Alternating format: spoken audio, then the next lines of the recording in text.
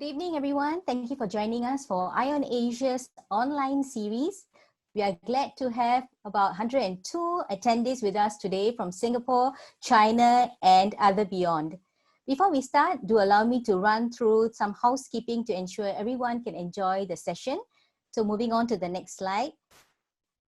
Once our program starts, you will be muted with your video off. But before that, please take note that we'll be recording this session. So the chat function will be turned on during the Q&A session. Please post your questions via the chat at the end of the presentations. This is a sample screen of how the chat will look like on your screen. So tap on the three dots and you should see a text box appear. To return to the presentation, please click close on the top left corner of the screen. Let's move on to the next slide. Today's topic is on post-COVID-19 future, the new norm of doing business in China, impact on corporate services and education. We are happy to have two speakers, Mr. Thun Lee and Mr. Tan Eng Han, two Singaporeans who are currently based in China, and they will be introduced by our guest moderator, Mr. Chong Yi, Vice President of Treasureway Foundation. After the two presentations, we will start the combined Q&A session. So please type your sessions in the chat once it opens during the Q&A. Let's find out a bit more about the ION Asia. It's a collaborative effort by the National Library Singapore with partners to provide resources for Singaporeans who wish to find out more about the region and explore internationalization opportunities abroad. Focusing on ASEAN countries, China and India, including emerging cities, ION Asia offers an overview of useful resources and programs to help you to be more aware of developments in these countries as Singapore gears itself for the future economy. Incorporated in Singapore and established in 2017, our next slide, please. Our partner, OSG Youth Alliance, is a social enterprise that serves a network of global-minded and enterprising youth who believe in creating positive impacts in the world today and the future. With presence in Singapore, Shanghai, Beijing, Shenzhen, and Hangzhou, OSG's global-focused youth development programs cover learning and mentoring opportunities, cross-cultural communications among youths, professionals, and corporations. So without further ado, let me now pass on the session to Chong Yi. Chong Yi, please. Thank you. Thank you, Thiru. Hi guys, I'm Thun Lee. I'll be your moderator for today. And it's so good to see all of you here during this serious time. So I'm bringing you these sections from the comfort of my quarantine hotel. I just landed from Singapore to China and quarantine in Shanghai. This is the 4th day of my quarantine. So hopefully everything goes well. I'm Thun Lee. I used to be an entrepreneur with engineering background. I did 2 startups, sold them off. Then after that, I went into the merger and acquisition fields and I helped Chinese company purchase overseas projects. Then right now, I'm currently doing a technological translation center where we help scientists transform their research into products and in turn convert their products into viable business model that can make them money. And this is my background. And without further ado, let me introduce to you the 2 wonderful speakers today. We have 2 speakers for the night. Number one is Mr. Thun Lee. He's doing the corporate service industries and he has a vast experience in China. And he will be our first speaker for tonight, introducing what is the before and after COVID of the corporate service industries. And the second one is Mr. Tan Eng Han. He's in the educational fields and he is also one of the founders for the OSG network that you see the logo right up here. So he will be sharing with us what is it like in the educational industries before and after the COVID. And more about their introductions will be introduced to you by themselves. So I shall not take up too much of your time and pass on the time to our first speaker, Mr. Lee. Let's give a round of applause for Mr. Thun Lee. Good afternoon, everybody. Can you see me and the slides? Thank you, Chong Yi. I'm very honored to be, given the chance to, present and share my experience. Without too much, noise, I think let's jump right in. I'll give you a very quick introduction of myself. Chinese name, Li Tong, yes, Tan Ming. Been here almost 20 years, always in corporate services. I'm also, a bit of an entrepreneurial in my life. So I've started my own business in corporate services in 2005. Grew the business, I think at the right time in China when there was a lot of investment happening from international players. And I basically had the chance to also sell up my business in 2011 to one of our, the big 3 or 4 in the corporate services industry. And I basically ran the business until 2016. Then I decided to move to a different platform. Currently, what you see today, the Red Square, TMF. I joined in 2016 to head up the China office.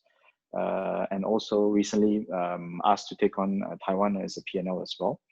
What I've done, I've done a lot of cross-border structuring, M&A work, helped a lot of companies with corporate compliance.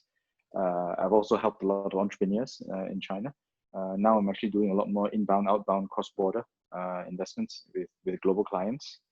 We talk a lot more about also offshore capital markets, raising money, IPOs, offshore funds, and recently more private clients and family offices. So very quick to give you an idea, this is more to lay up, what I'm going to talk about in more detail. But what do we do in TMF? The experience is, and I've actually seen a lot of international clients, global clients, very big multinationals coming in. So I've had a chance to work with these people that have a pulse on the industry. So basically, we are a global company with 85 countries, almost 8,000 people, about 125 offices. So in China, we have 7 offices, and Taiwan is number 8. And we basically work with a lot of the Fortune 500s and the FTSE 100s. What do we do in detail? Yes, people would call us bookkeepers, payroll, corporate secretaries, but we actually do a lot of very specialized work in terms of consulting, market entry. We do a lot of global mobility around payroll. We do a lot of multi-jurisdictional accounting, helping clients comply with different accounting practices, PRC GAAP versus IFRS, for example. We also represent and help a lot of private clients, successful entrepreneurs, and their family wealth. And we also do a lot of capital market transactions. The next few slides, I'm just going to walk you through pre-COVID-19, just to lay it up. Been here almost 20 years, so I've seen SARS, Beijing Olympics, World Expo. Been through a subprime recession, which I didn't really feel when I was in China. The Belt and Road was interesting. We saw the rise of Chinese corporates because of this storyline. More recently, the US, of course, and the China trade war, all the tensions that are coming up more apparent in the last 2 weeks. So basically, to sum up, the last 5 years pre-COVID, the usual that we were used to understanding, is more domestic growth, very big, fast, investments locally, domestically by international players as well, and also Chinese companies. There was also a very big push, for Chinese companies to internationalize themselves. So we've been part of all the deal flow process. I think one of the biggest drivers for this was basically the technology, that is driving a lot of the transformation, a lot of the scalability, and also at the same time, quick adoption. So I think the Chinese consumers today, the way I see it, my colleagues, the friends I have, the people I deal with, are very curious, are very quick to try, new technologies, which has actually helped escalate, the B2Cs and the B2B models. And on that basis, I think I want to just touch on very briefly McDonald's, for example. A lot of people don't know, but in China, we actually used to laugh at it because McDonald's changed the name from Maidang right? The legal entity in China today is not McDonald's, not Maidang it's called Jinggongmen. And basically it's because of the result of CITIC Capital, a listed company in Hong Kong from the CITIC Group, with shareholders like Tencent and also SF Express, the largest logistics and courier player in China. They helped carve out the McDonald's business between China and Hong Kong. With this, they leverage on the technology that Tencent had. So basically, a lot of McDonald's, the footprint of the restaurants used to be planned like drive-ins, but they're now going towards much smaller footprints, and everything is ordering on screens. And also the delivery people are actually outsourced to SF Express. So this basically grew the business almost 2 times in 3 years. So basically the adoption of technology with strategic shareholders helped quicken a lot of these processes, which I think the last 3 years have been more apparent for us here. So I'm actually seeing a more China dimension of most things. So less international by the way the Chinese companies evolve, embrace technology, and actually I would say change the business models rather quickly is one of the key things that we see pre-COVID. So market overview, basically what we've seen, the earlier days of foreign direct investment will be manufacturing, sourcing, exports, and today they're shifting. But the FDI that we see today are more from services, international brands coming in, importing stuff to sell to Chinese companies or Chinese consumers. It's more content and IP. So for example, one of the largest IP players today in China that is foreign is Disney, right? They own Marvel, they own Star Wars, but they're actually selling that IP GDP to go into products and is consumed by Chinese, I would say, households, right? At the same time, we've seen Chinese companies, again, focusing on globalization. So a lot of us in Singapore, in the region, would have seen a lot of large Chinese companies landing. We also see a lot of FDI shift from big cities like Shanghai, Beijing, Shenzhen, and we've gone to second, third, or fourth tier cities. We also see, China outbound more focus on offshore capital markets, Hong Kong IPOs, Nasdaq IPOs, and the like. There's also a lot of storytelling. I mentioned the Belt and Road earlier, Untitled. But besides that, there's also a lot of storytelling around free trade zones. So a lot of people would know Tianjin, but a lot of people, whether Tianhai, more recently the Greater Bay Area, Dawanshu, and I think CIIE, what you call the China International Import Exhibition. For me, FDI 2.0, version 2.0, to actually attract more foreign investments coming in. So this is all pre-COVID. We also see a very huge growth in the last 18 months towards offshore, I would say, alternative investments. So funds are growing. So what happened, from that summary going into post-COVID, what you see on the screen, I think I've actually just classified this in two different parts. International companies, how are they changing when COVID hit? Q1, I was in Shanghai, and I actually saw a lot of our international clients, starting to be very apprehensive and say, no, we don't know what's going to happen. We don't even know the virus. A lot of the deals that we were having in the pipeline were delayed. Nobody was triggering the setup of a new company, or even, they more or less confirmed to buy a business, but they didn't trigger. So we saw a lot of wait and see. But I think in Q2, when the world started to understand COVID and started to get infected or started to get locked down, China was already almost back on its feet, as of March. So a lot of people don't know, but in March, I was already running around having lunch and hot pot. I think in that time, I think the challenge was, I think the smaller mid-cap companies that were in China from overseas were less flexible. They found it more difficult to evolve because China is not a cheap place to do business, simply because it's complicated, very big. Probably see companies with 2 or 3 offices, and the cost of compliance is actually very high. So we actually saw companies really being affected then. But the multinationals, the international investors were talking about how do we preserve cash, how do we contain, making sure that we have discussions with the landlord. I think the Chinese government was actually very proactive in saying we give you social insurance rebates, deferments like in Singapore. There was also a lot of talk about care for employees, making sure that the PPE was available in our office when we were ready to do return our work from home status. If employees were required to travel domestically on the bus, on the subways, all that was actually more care and concern. But at the same time, I think we saw very few retrenchments because COVID-19, the Chinese government gave a lot of, I would say, rebates and schemes to companies to help, tide them through this process. Of course, at the same time, we saw a lot of international players that were in the hospitality, the F&B, the more consumer-driven industries were greatly affected. Chinese companies, on the converse, were actually very different. Q1 was almost no activity.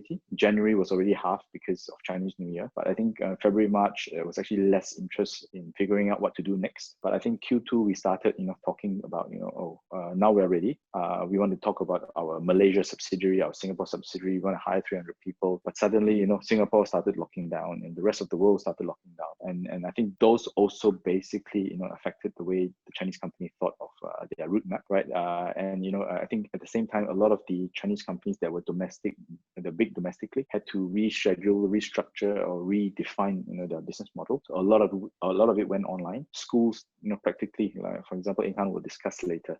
But schools went online literally in a matter of weeks, right? Deliveries were already a common stay, but everyone else, was actually doing a delivery, whether it's meals or whether shopping, luxury fashion actually grew in those days. But we saw, I don't know if you read in the news, but from March, Prada, Chanel, Gucci in Europe and in China, they started to do their fashion shows online, which never happened before in their history. So this basically redefined the way Chinese companies also did business. The enablers, those that were technology players, were actually very fast to roll out. So in this situation, I think coming out of COVID-19 in China, even companies like us, we are starting to talk about our new work from home strategies. Are we flexible? Do we have the tools and the technology? Are we actually having too much real estate space? So these are the topics that we're seeing day to day. Right now, Chinese companies are still very upbeat because from us, we talk about going global. We help companies with payroll. We help Alibaba and Tencent, for their mobility and payroll solutions. So they're actually going still very fast. We see a very strong pipeline. So hopefully, the FDI from China into Singapore, into Malaysia, into region, would also help us recover. So I think the overall sum up on COVID-19 for different companies is cautious but positive. I think there's a lot of people saying, how do we rethink our travel plans? Do we really need to meet in person? Right? Like I mentioned earlier, I'm pretty confident. I've given 20 years of my youth, to this country. I think China will lead us, lead a lot of companies or quite a few economies out of this COVID-19 situation. But how do we actually, in maybe as Singapore companies or regional companies, how do we actually be part of that process? They can, go ahead, take the lead in certain positions, but how do we grab onto the coattails? I think that's very important.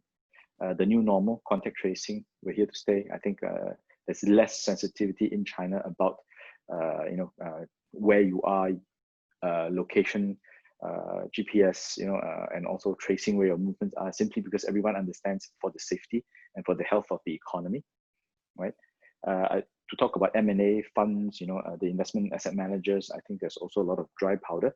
Why do we say so? Because the last 6 months, right, first half of the year, investment activities were supposed to happen, but they were deferred. So from private equity perspective, they have to deploy capital. So we do see a lot of more M&A activities coming up, because there will be, depressed portfolios in Europe and the US that Chinese companies can and want to buy. Obviously, US-Sino trade war, permitting, but let's see. I do believe in the fact that M&A and carve-outs will happen, because international companies, the big ones, the Fortune 500s, are also talking about, redeploying their focus, from non-core business to, core businesses. So they're going to sell off the subsidiaries that are non-core. Physical footprint, like what I mentioned earlier, do you really need so many offices? Do you need such a big office? I think even Starbucks today, they are actually shrinking their footprint in airports. So China today, I think there are like 6,000 Starbucks units. So if they actually shrink 20%, can you imagine how much cash flow they'll be saving, how much rent they'll be saving in terms of their real estate? So it's actually, like I mentioned, China scale, right? And I think further storytelling around deregulation by the local leadership in China will definitely help, give investor confidence. As of probably in the last 3 months, you would have heard China is deregulating financial services. So we're seeing a lot more asset managers come in. As of 2 weeks ago, there was a lot of news in the media about Hainan as a new free trade zone. So we're actually quite bullish in all these very highlights for the year, right? These are the ones that will basically take us out of COVID-19. Back to a little bit about TMF, I think one of the things that we have helped a lot of our clients and companies, even our clients in Singapore, we've basically built, because of 85 offices, we have 85 countries. We've actually gotten 56 countries to set up our COVID-19 support hub. So if you're a Singapore company with Malaysia presence, Thailand presence, Indonesia presence, and you want to understand, whether you can benefit from the government giving you rebates or giving you support, feel free to log on. They're all very clear guidelines. And then if you really need more help, feel free to click on, and you will get a TMF person helping you answer these questions. Today, I think we've done a lot of pro bono work for our clients, so don't worry about the fees. In front of the screen, we have my contact details. If you need, feel free to reach out. If you're interested in what we do, please feel free to also say hi. Right? Thank you, Zhong-Yi. Thank you for your insightful sharing, Thun. So guys, if you have any questions to ask Thun, feel free to write it down now and post it in the chat later when we open up the Q&A sections. I'm sure that you guys have a lot of questions about like what's it like doing business after COVID and how to cope things on from now onwards. And now for the education sector sharing, I shall pass on the time to Eng Han. A round of applause for Eng Han, please. Hi, good evening, everybody. Thank you, National Library Singapore, Eye on Asia, and OSG Youth Alliance for inviting me for this talk. And I'm really excited to share about the educational scene in China. Today's topic is actually looking into how COVID has affected the educational market in China, looking at the situation now and some opportunities in the future. Let me give you a bit of introduction about myself. I have been in China for the last 26 years, and all of the 26 years in China, I've been in the education line. You can see at the bottom of the screen where I have done mainly education management, where we do business development and bringing in the educational products and services into China. That is my main focus. And I did a short stint as a startup co-founder and CEO, looking at enterprise e-learning for companies in China. That was a wonderful experience for me in China to do that way back in the year 2000. A bit about ACT. ACT is a 61-year-old US not-for-profit organization where we do education with a mission of driving education and workplace success for lifelong learners worldwide. So we are a really international company, and we have a few of our iconic products worldwide. First, we can know that there is an ACT test, where it is one of the main college entrance tests for the US universities. And we have a GAC, the Global Assessment Certificate. It's called a college prep program, primarily in China, Indonesia, Mexico, and Brazil. And we have also Tessera, which is a social and emotional learning assessment. These are the three iconic products that I would think that are very popular outside US. And in this case, for us, China has a big potential. I have only got 10 minutes to showcase, and China has got a $330 billion private education market. So I don't think anybody can really cover the entire market within this short time. So today I want to be very focused and to talk about two areas. The current situation about how education has been affected by the COVID, and what are the opportunities for Singaporeans or ASEAN's players in China, and versus what kind of opportunities are there in China that our players in China or in Singapore and ASEAN can actually benefit from. So it's a two-way kind of opportunities, and I want to highlight that briefly. First, I want to cover that on the current situation. There are 4 to 5 points here. First is that as of now, all the K-12 schools have reopened, although the colleges are still closed, but all the courses on the colleges are all done online. And most of the parents can choose to go to the kindergarten, but some of them actually choose not to, because the young kids are more vulnerable, whereby the grade 1 to grade 12 students are already in school, taking all the precautions they need. So schools have resumed entirely. And when they have resumed entirely, some schools choose to continue to do online learning at home, where they do half day in the school and half day at home. So this kind of hybrid learning, blended learning, may become a long-term kind of trend, which I'll talk about later. The second thing is that because of this COVID-19, many of the students, there are 200 million students in China. So from K to 12, and as well as colleges, there are 200 million students. And all these students at a particular time have to be quarantined at home, stay at home. So in that case, there is a lot of online interaction among schools, teachers, and parents. So schools, teachers, and parents uses various kinds of online communication tools, as popular as WeChat. Some of them use certain kind of school-based online communication tools to really tie together the schools, the teachers, and parents. And even after this COVID situation is almost over, where students went back to schools, there are still very active communications among the schools, parents, and teachers to make sure that the students adapt well to the post-COVID return to school kind of a lifestyle. And parents during the COVID period, as well as now, have resumed the kind of role as a home-based teaching assistant. The role has gone from simply parenting to really more hands-on to make sure that the students are, the kids are well taken care of in terms of catching up with their schoolwork. And some of the things that we feel very strongly, and also sometimes is being reported on the news, is that there is a big strain in the students' mental health as in general. Because China is a very, very exam-focused country, as well as a score-focused country. So when students don't get to go to schools, they don't get the kind of intensive training in schools. The parents and the kids get the kind of anxiety, and this anxiety leads to a certain kind of stress where maybe it will lead to some kind of suicidal thoughts, or in some cases, unfortunately, they might want to take their life. So these cases have increased, and I think this is something that the Chinese government is really aware and would like to see how they can mitigate this problem. And obviously, we know that a lot of this kind of mental health is actually affected also by the medium of exposure. The use of digital devices and social media are also part and parcel of this kind of mental anxiety that these kids are going through. The next one is we have these private commercial training schools that are now opening up. They are probably one of the last to open up, because the Chinese government always feel that the public education is more important than the private education. So a lot of private schools are opening up after they have gone through a kind of audit by the local government and Ministry of Education. But this is not a big issue as of then, because as what Thun Lee has mentioned, private commercial education is very agile during then.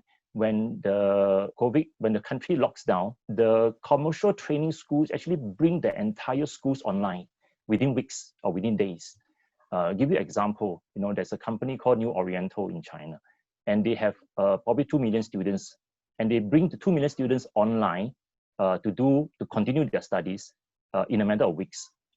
So this is a very, very aggressive form of, agility, and aggressiveness is very important to stay in business.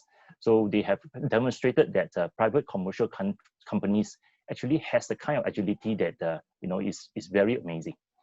And one very, very important, the last part is whereby, because of the problem of traveling overseas, the overseas studies kind of mission has been so-called on a decline. Students couldn't leave China to go to US, UK, Australia.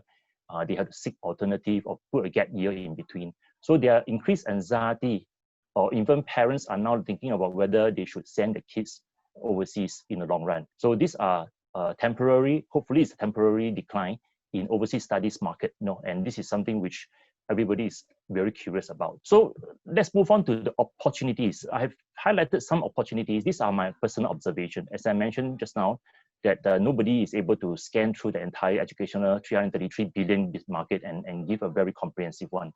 I would like to be humbly saying that these are my observation, and I would encourage all of us to look into this and see, is there any opportunities for us as a Singaporean, as an ASEAN player, to really make use of these opportunities in China. First is that in June, there is this multi-ministerial suggestion document that comes out, which highlighted two things. They have highlighted many things, but I felt that these are the two things that I believe is useful for us. First is that they are promoting Chinese university as a destination for overseas students. So we all know that everybody aspires to go to first world countries like US, UK, Australia for education, for higher education. But now China is looking at seeing how we can attract more students into China to really make use of China universities as a destination country. And this is something that will affect the way they process visa, and they will want to make sure that the schools are teaching it in English as a medium. All these are opportunities for us to see how we can collaborate with Chinese universities and enhancing their program so that they can attract more foreign students. Number two is that they encourage more K-12 partnership with foreign schools. So there could be a vocational schools kind of a partnership, or secondary school kind of partnership. These are also possible. Next is that they are very strongly looking at STEM and English language learning education at K-12 level. So for us, Singapore or many of the Asian countries, we are actually, some of them are using English-based curriculum. And Singapore is very, very famous. I think it's very, very famous for model methods of mathematics. So these are strengths that we have that we could try in any way to look into partnership opportunities in China, to look into that, because as long as it's English language related as well as STEM, it will be looked favorably among ministry, because these are so-called in one way or another politically neutral kind of a curriculum, which I think will be easily accepted by the schools as well as the ministries. And this COVID has created an opportunity for service provider for overseas to be able to do a partnership in China on the dual teacher classes. Dual teacher classes means there is a live teacher somewhere, maybe outside of China, and there is a real teacher, teaching assistants in the class to do the guidance. So because of the unequal opportunities in terms of resource allocation in China, some of the tier 2, tier 3, tier 4 cities, they don't have the opportunity to have foreign teachers in China. So instead of inviting a foreign teacher in China at a great cost, sometimes all these dual teaching classes becomes acceptable and encouraged in these lower tier cities. And it will in a certain way reduce costs for everybody. This is opportunity as well. Next is that I mentioned just now as my observation, the mental health is something that is of a problem. So with that, actually, over the past several years, China has been looking into how to create or enable what they call social and emotional learning programs. Things like creativity, innovation, critical thinking, career readiness, strength finders, grit, resilience. Okay, this is how they want to make sure that the kids, beyond being grade savvy, becomes also socially and emotionally savvy. So these are things that they will look into very seriously as a partnership with overseas countries. And next one will be online blended learning from overseas. If there's content that it can be easily localized into Chinese language, and it is something that it will be accepted by the Chinese schools, I think now the online and blended learning program will now tend to be more accepted because of the COVID.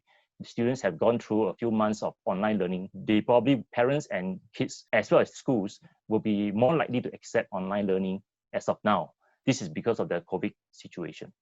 And lastly is that instead of looking into first world universities like US, UK, Australia, there is an increased parents' demand or asking for ASEAN's colleges and universities.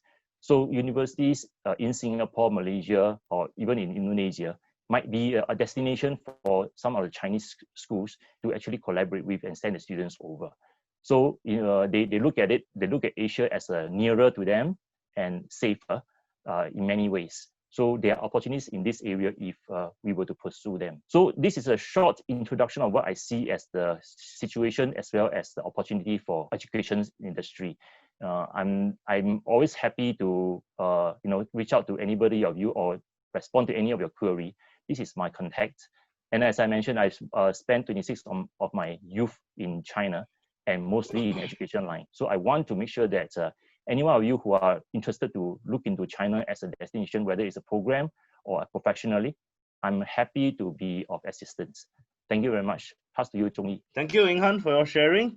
And guys, we have opened up the chat group for you guys to type your question inside. So if you have any questions regarding any of the topics mentioned just now, please type your questions inside the chat, and we'll pick and choose the questions, because I can see there's quite a lot of questions like being asked right now. We'll choose a few and try to answer them.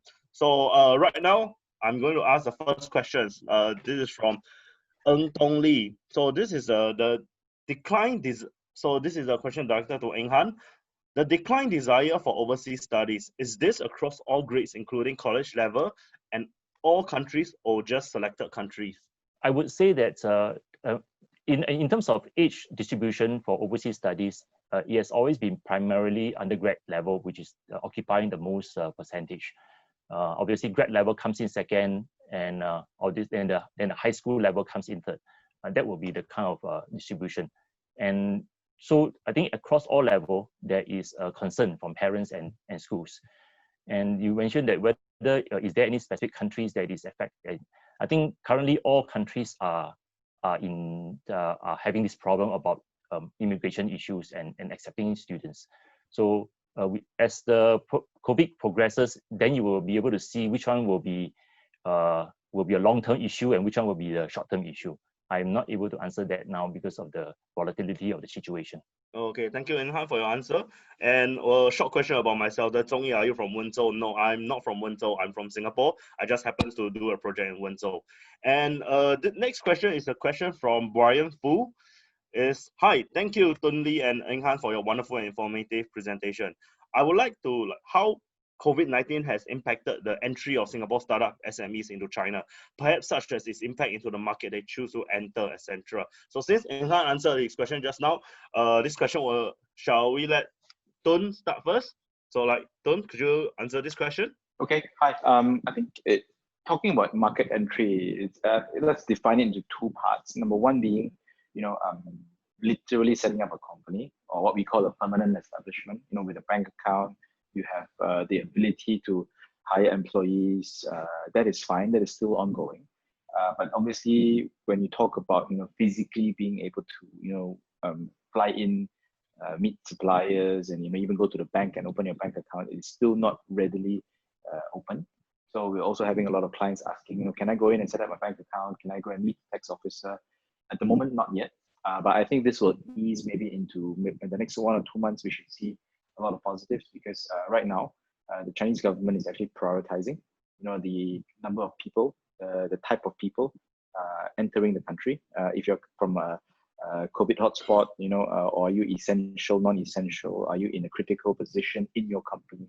I think that's the prioritization. But going towards the SME space or startups, I think that is not going to be a real issue, because I do believe China is going to wake up and move faster than a lot of the other economies out there. So maybe just prepare yourself, brace yourself, for the next 6 weeks. We should see something happen. Yeah, that's right. Hopefully something can happen soon. It's not the thing like keep on stuck. Right? It's like I stuck here at this quarantine hotel also. Like business travel is not going to be feasible with the 14 days quarantine there. Okay, so the next question is by Anakin. So this is a question directed to Eng Han. Hi, Dr. Tan, Anakin here. Recently, many private education centers have gone online as offline learning at centers has been restricted. This has also made a great impact on recruiting new students. Many private education centers have folded due to massive decrease in revenues. Besides going online, what other ways could private education centers stay afloat and healthy? Thank you. I mean, the gist about a private education company is definitely there's a need for interaction between the service provider, the teacher or the school with the customer, which is the student. So either they've done it face-to-face or it's done it online. So, I don't see there's any other way of doing that. But again, is that, I just want to clarify that there are many, I just get a bit amazed that the kind of, the ways that these Chinese can actually bring offline curriculum online. I just, I have a friend's friend who actually operated a ballet school. And, she actually got more business now doing online ballet schools than offline. The ballet schools are restricted by the branches that she has. But now since online, although she probably have a lower margin per student, but she's actually reaching out to more students. So imagine a ballet school, which is physically, is a physical focus kind of activity, and yet done online at home with the parents' involvement at a lower margin, but reach out to a bigger audience. So again, is how you want to change your business model according to the situation that is presented to you. Okay, thank you. So like just be inspirational. So like when you go online, although your revenue is lower for each of the students that came, but you can reach a much more broader audience. So maybe that can be a strategy for industries other than education. So like maybe next business questions, I'm going to direct it to Thun. This is a questions by Thun Lee. Is collection going to take even longer in China post-COVID? Pre-COVID, customers has always been taking very long to pay. So money question. Very good question. Thun? Very, very good question. I think pre-COVID, China or not, right? I mean, having been here for 20 years, having also a lot of Chinese clients, I think the Chinese companies are getting more professional. So why do I say so? They basically are hiring out of the big four, ex-partners or tax qualified, finance professionals, audit professionals into the corporate functions. So today we deal with a lot of the large companies. So for example, like ByteDance, TikTok, Alibaba, Tencent. We deal with them on a global level, and they're actually going towards a more what you call a standardized professional procurement process. So within these companies, they actually have two procurement streams. One is for materials and hard product, physical products, and the other would be procurement of services. And I do feel that these Chinese companies are more professional in the regard. The way they treat vendors, the way they discuss our service level agreements are actually so much better. They employ lawyers. So in this situation, I think you talk about receivables, the payment days. I think that's fine. To a certain extent, yes, I still think a lot of companies should be realistic about, if it's on contract 30 days, but let's look at, 60 days, we manage our cash accordingly. I think the other way to look at it is also obviously select your customers, better. I think that's very, very important. Obviously, maybe SMEs might be thinking, any client that comes along, we want to take, but to a certain extent, I think you need to pre-qualify. Yes, COVID will be an excuse, companies are preserving cash, like I mentioned. So they would obviously prioritize vendors and vendor payments. So I think depending on which part of the food chain you are on, unfortunately, you need to think of whether you want to engage a client or whether you want to throw in additional limited resources to the client. Okay, thank you, Thun, for your answer. I understand that when doing a business, cash flow is the king. You need to have enough cash in hand. And sometimes like not receiving enough cash can really drive you crazy. So on the topic of being crazy, next question directed to Eng Han is a mental health questions. So hi Eng Han, for mental health educations, is there area of collaborations for ASEANs to collaborate with China side? Yeah, that's a very good question, which I do not have the answer yet. I felt that the opportunities are there, and we need to look at it from various angles. Whether is it a clinical kind of diagnosis and remedy, or is it a kind of other kinds of non-intrusive or non-medical kind of mental health remedy. So I sort of feel that when I look into this question about mental health issue and the things that they have done, actually one is acute and one is has been around for a long time. Kids in China has been undergoing a lot of stress, whether pre-COVID or during COVID or post-COVID. And this is just a way to expose that the stress level has reached a breaking point. So we need, I don't have an answer, but I felt that in certain way, the environments where the students are learning could be more ease up and be less score focused, less competitive. That might actually bring the level down to somewhere that is more acceptable. So again, I don't have an answer. I just felt that the answers would not be a single answer or something easy for us to tackle. But there are opportunities. Yeah, thank you, Ying-Han. And regarding on the topic of the education system before the two, right? So may I ask the related follow-up questions on that? So this question is from David So. What can Singapore's education learn from China's education system? Because just now you've been talking about the mental scene in the China, and then maybe could we do the similarities of it, like being implied on the Singapore systems? What can Singapore system learn?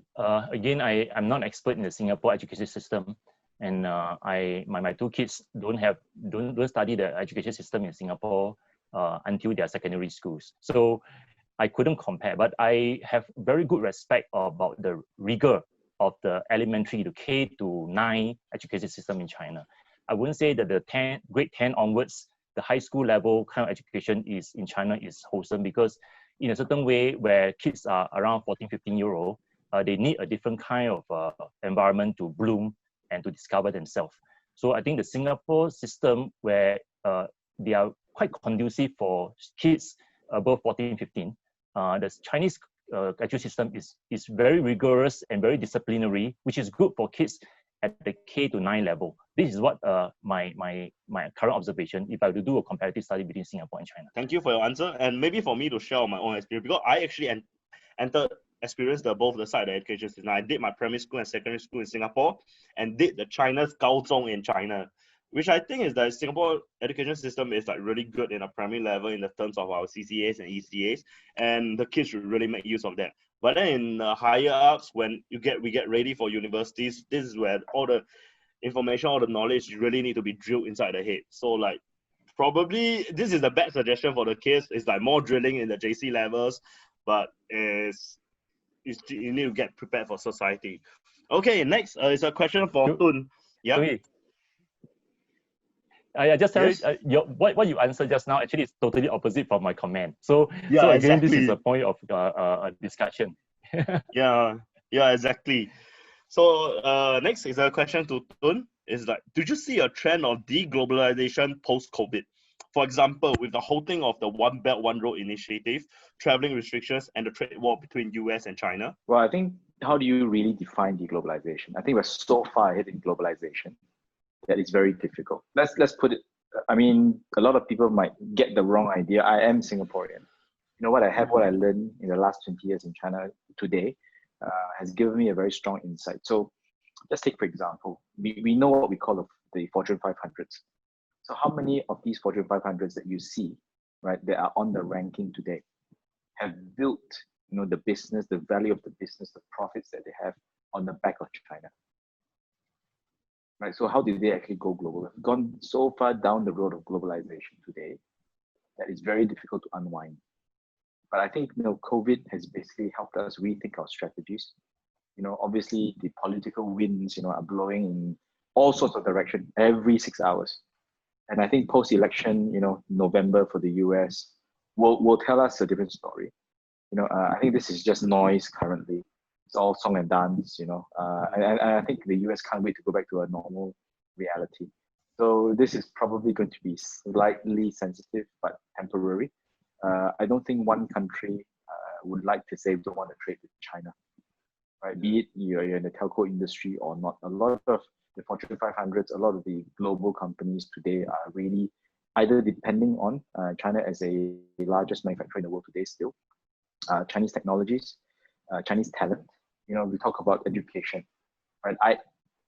20 odd years ago, when I was in Singapore, I went to university with PRC Chinese classmates, which are today in Singapore in private banking, in the banks, So I think very, very unfortunately, the globalization of talent and people is going to stay. So I don't think there will be a very clear detachment. It's just how do we re-strategize? Are we really too dependent on China for supply chain? Sometimes yes, but obviously you want to divert your supply chain into a different country. But please bear in mind, is that country ready? Be it infrastructure, workforce, what we call in China, 营商环境, right? The operating environment, is it really pro investors? But let's see, right? We've been here 20 years, Zhongyi, Inghan, myself, we still have 10 fingers. We haven't lost any. Thank you, Thun, for your answer. And then on the topic of election, I just mentioned the US election. Just a gentle reminder, tomorrow is Singapore elections cooling off day. So please do not post anything political on whatever you had on after 2359 tonight. If not, the Singapore's Election Bureau will find trouble one. So please take note, tomorrow is Singapore's elections cooling off day. And next questions, I'd like to direct it to both the speakers. It's a question from Francis Sin.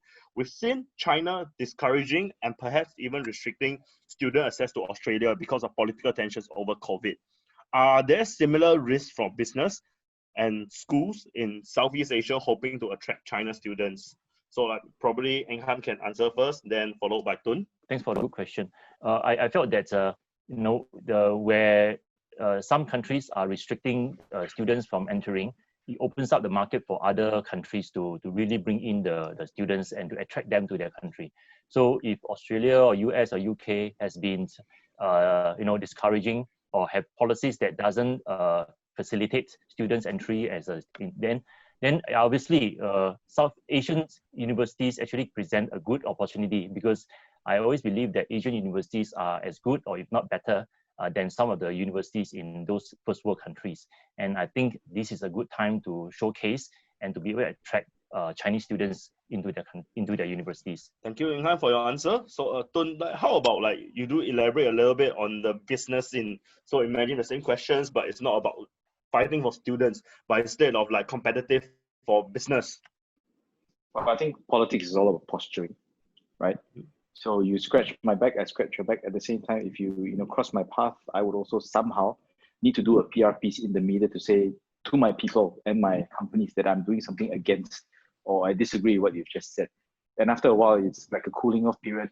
Who disagrees with making money, right? I think this is rather temporary. It's very short term. It's really someone says something and the counterparty is forced to say something else. I don't think it will be in a situation where there's a real Cold War tension, but everyone wants to just focus on making money, get back to normal. And I think with the unfortunate or fortunate definition of Chinese volume, right? The number of students where you have it, or the number of Chinese companies, or the number of Chinese tourists, wherever they go, you would have to think volume, right? To be able to have, can you imagine? This is probably the only country in the world that allows 250 million people going global every year just to spend money as tourists. Do you want to be part of that deal flow? Do you want to be part of that wallet share? If yes, figure that out, right? Thank you, Thun, for your answer. And I think the next question is really relevant to what the point you elaborated just now. Is a question from Stacy Kwok. It's that China changed their tax scheme, which seems to be driving foreigners away. It's what do you think of this? Well, I think being here 20 years, right, it was actually very apprehensive 20 years ago when they were dealing with foreign companies because they were not structured to, deal with foreign investors. Obviously, there was, if you just imagine any, third to second world type of a country situation, trying to understand, the big companies, whether are you investing? Are you investing properly? Are you taking advantage of me? As a country, we will allow you to take advantage, but how does that really happen? So in those days when taxation, was actually more protectionist of the local economy, obviously there was also a bit worry about the potential outflow of capital. So all this is got to do with the current situation of the country. And I think today China has actually evolved so much to say that we're actually more clear in terms of our tax rules. There's actually a lot more clarity on how do you tax VAT, for example. And there are actually a lot of more, I would say, line items that would explain to you what qualifies and what doesn't.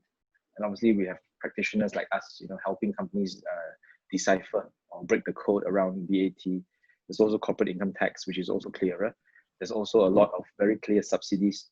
Just for example, if you have interest, go on to Google, figure out Greater Bay Area, and they've made very, very clear. Even last week, right? If you set up a company in Guangdong Province, and in Shenzhen in particular, how do you have foreigners going in and basically enjoy very, very good individual income taxes that are actually close to Hong Kong, right? And it's actually very clear. We are helping that part of the process because we help our global clients process payroll. So we do understand, and I think it's actually much easier. But obviously, first you need to read and understand Chinese. You must be able to interpret this according to your business model. I think that's key. Okay, thank you, Thun, with your answer. So right now we're approaching the end of our section. So maybe I'll ask like one final question, and then we'll proceed to end the ceremony. Please do not leave yet. There's like something after the Q&A sections which the MC will announce. So the last questions for Eng Han will be, what's ELL education? How is the education level in China compared to Singapore? Are their education levels catching up or even better than Singapore schools, which are cutting back syllabus? This is a question by David So. Eng Han, please. I think there are three questions in this question. Right? Yep. ELL education It is means English language learning. And I think, there are 300 million English learners in China. So it is a very fertile ground for English course delivery. But again, it's a very extremely kind of competitive market. But they are starting to become very niche market opportunities for either specialized English for special purpose, where some kind of industry would want to learn a specific language. So these are all potential markets, and I think ELL is going to continue to be a very important part of the entire private education system. Zhong, I couldn't remember the second question and the question. Sorry. A moment, please. Okay.